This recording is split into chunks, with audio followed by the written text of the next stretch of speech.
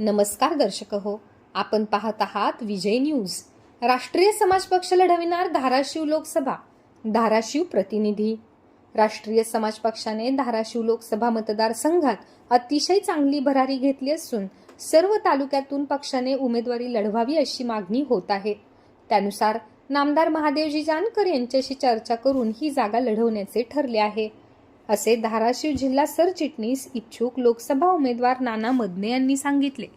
राष्ट्रीय समाज पक्ष धाराशिव मतदारसंघात गावागावात पोहोचला असून सर्वच गावामध्ये मोठ्या प्रमाणावर कार्यकर्ते पक्षात सक्रिय झाले आहेत।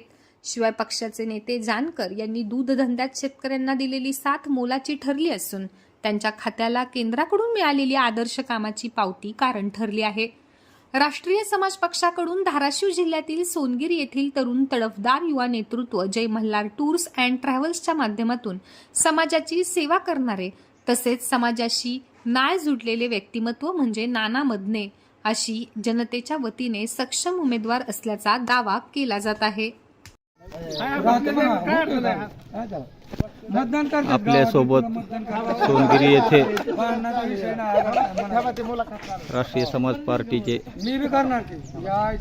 खासदारकीसाठी इच्छुक असलेले उमेदवार नानासाहेब मदने आज आपण सोनगिरी येथे आलो आहोत।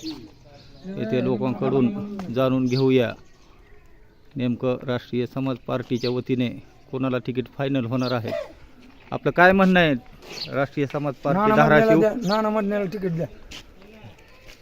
नाना मदने फायनल आमचा उमेदवार।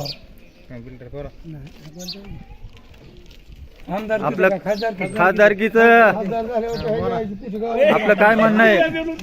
राष्ट्रीय समाज पार्टीचं तिकीट कुणाला भेटायला पाहिजे? नाना मदने। आपल्या सोबत आहेत नाना मदने। नाना मदने, राष्ट्रीय समाज पार्टीचं आपल्याला तिकीट मिळणार आहे अशी तालुक्यामध्ये चर्चा आहे। भूम परांडा वाशी तालुक्यामध्ये आपण जय मल्हार टूर्स अँड ट्रॅव्हल्सच्या माध्यमातून समाजाची सेवा करीत आहात। तसेच पक्षाशी आपलं काही बोलणं झालेलं आहे का आपल्या तिकिटाबद्दल? आपलं तिकीट फायनल आहे का? आपण जनतेला काय सांगू इच्छिता? तिकीट घेणार उभा राहून लोकसभेला सेवा करणार म्हणा जनतेची।